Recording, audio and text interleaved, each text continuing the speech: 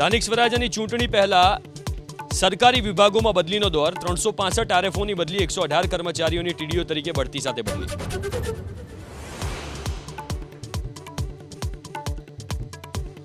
ગીર સોમનાથના નાથડ ગામમાં એસઓજીના દરોડા, બાજરીની યાર્ડમાં ગાંજાના વાવેતરનો પર્દાફાશ, વાડી માલિકની પૂછપરછ શરૂ।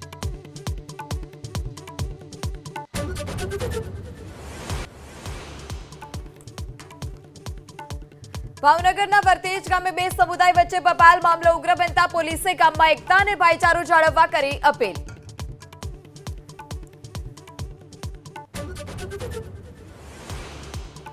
કચ્છમાં કંડલામાં એલપીજી લાઇનમાં આગ લાગી, પાણીનો મારો ચલાવી ફાયર કર્મચારીઓ આગ બુઝાવવાની કામગીરીમાં લાગ્યા।